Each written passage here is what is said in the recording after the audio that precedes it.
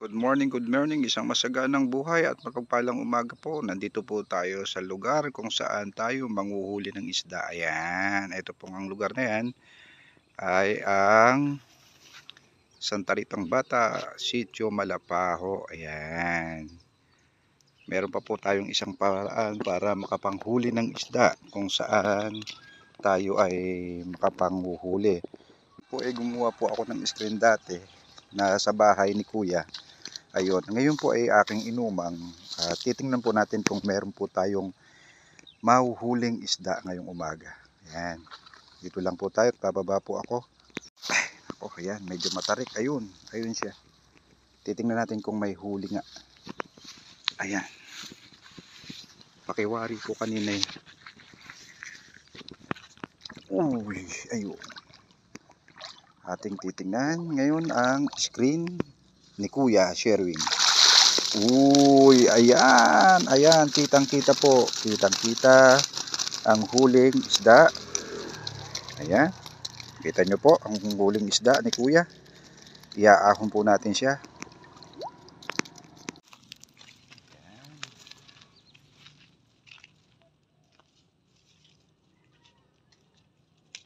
Kung saan ako ay huhuli ng isda gamit ang screen.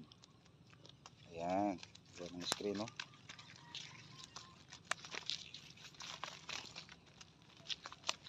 Ayan. Ganyan lang po pagtanggal. Simpleng-simple. Ayan. At aking isa-isahin naman po ngayon ang pagdutuhog.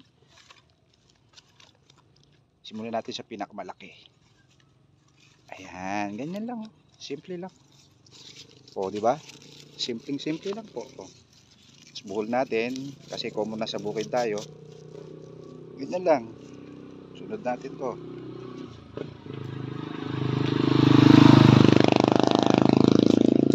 Pagka sobrang liit, pawalan natin.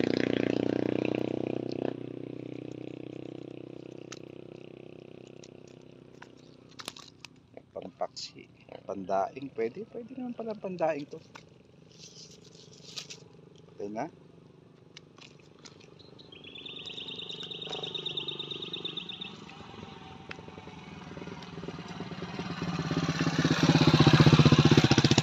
Ayan. Karoon po tayo ng pang-ulam. Uy, mundag pa.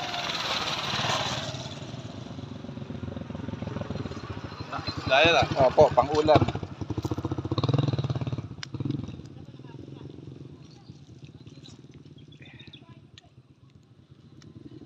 Tsaka pagkatapos po nito iuumang po natin ng maayos kasi gawa nung po hindi makahuli ng isda yung screen natin. Ngayon pinakamaganda po nito, lalagyan po natin ng kuwan sa loob ng mga kangkong. Lilipat ko po sana doon kaso mas maganda na dyan para halo yung dumaan. Hindi man siya ganong kalakihan pero makakahuli naman. Madali siyang pandawin. Wag lang sisirain yung ating kuan, yung screen natin na ginawa kasi medyo inabot po siya ng como 3 pinto po yung ginawa ko. Ang naubos ko po dyan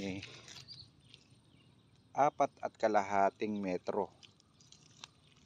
4.5 metro nagkakahalaga ng 120 isang metro. Medyo may halaga lang pero ano naman hindi ka naman kaya lang maghihintay ka lang naman. Maghihintay ka lang naman sa kanya para pumasok ang isda. Kung talagang maraming isda, baka wala pang isang oras kapanghuli ka ng maraming isda. Kahit natutulog ka po pwede manghuli yung screen. Ito ang huli sa screen na yan.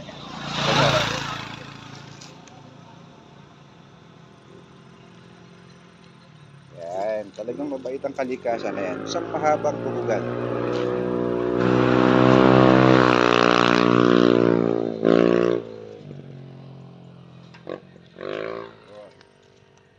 Mananaawa na ay sa isda nun. Ngayon, ibabalik natin uli sa dati. Yan, ito. Lalak lang natin siya uli para hindi siya makawala.